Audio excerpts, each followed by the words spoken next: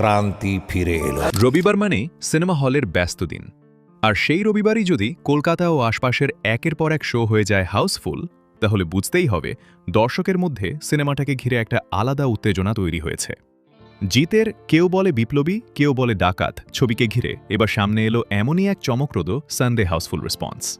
কিন্তু প্রশ্ন একটাই, এটা কি শুধুই রবিবারের ক্রেজ, নাকি সত্যিই ছবিটা দর্শকের মনে জায়গা করে নিচ্ছে? চলুন জেনে নেওয়া যাক পুরো বিষয়টা।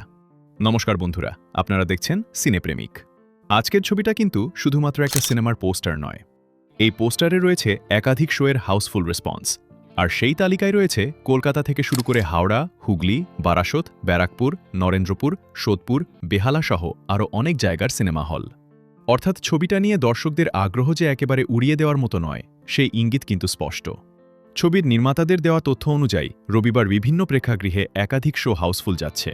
কলকাতার পাশাপাশি দেখা যাচ্ছে Radha studio, Nandan, PVR Diamond Plaza, Star Theatre, INOX South City, Cinepolis Acropolis Mall, Cinepolis Lake Mall, INOX City Centre 2, SVF Wood Square Mall, INOX Star Mall, এর মতো একাধিক জনপ্রিয় ভেন্যুর নাম। শুধু কলকাতাতেই নয়, বারাসত, মহেশতলা, ব্যারাকপুর, বেহালা, সোদপুর, রাজারহাট, হাওড়া, হুগলি, বেলুড়, নরেন্দ্রপুর, তারকেশ্বর, দুর্গাপুর, বহরমপুর, কল্যাণী, চন্দননগর, বিভিন্ন এলাকার শোয়ের তথ্য এই পোস্টারে তুলে ধরা হয়েছে।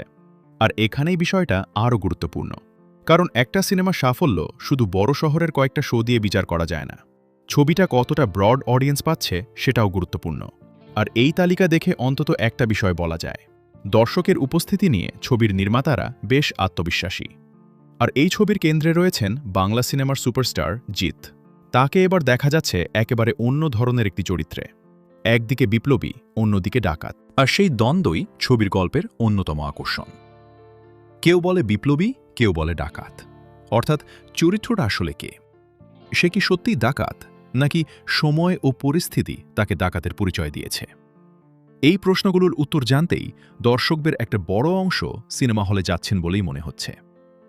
সবচেয়ে বড় বিষয় হল, রবিবারের মতো ব্যস্ত দিনে যখন বিভিন্ন শোতে টিকিট শেষ হয়ে যাচ্ছে, তখন সেটা নিঃসন্দেহে ছবির জন্য একটি পজিটিভ সাইন। বিশেষ করে বর্তমান সময়ে দর্শক কিন্তু শুধুমাত্র স্টার পাওয়ার দেখে সিনেমা হলে যাচ্ছেন না। দর্শক চাইছেন গল্প, অ্যাকশন, ইমোশন এবং বড় পর্দায় দেখার মতো অভিজ্ঞতা।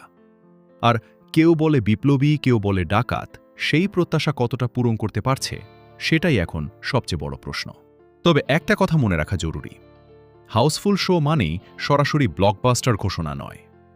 কতগুলো শো সোল্ড আউট হয়েছে, কতগুলো সিট ভর্তি হয়েছে, পরবর্তী দিনগুলোতে অকুপেন্সি কেমন থাকে এবং শেষ পর্যন্ত ছবির মোট বক্স অফিস কালেকশন কোথায় গিয়ে দাঁড়ায়, সেটাই আসল বিচার। কিন্তু শুরুতেই যদি দর্শকের এমন রেসপন্স পাওয়া যায়, তাহলে সেটা অবশ্যই ছবির জন্য আশাব্যঞ্জক খবর। এখন দেখার বিষয় একটাই, রবিবারের এই হাউসফুল রেসপন্স কি আগামী দিনগুলোতেও ধরে রাখতে পারবে কেউ বলে বিপ্লবী, কেউ বলে ডাকাত? জিতের এই নতুন অবতার কি সত্যি বাংলা সিনেমার বক্স অফিসে নতুন ঝড় তুলতে চলেছে?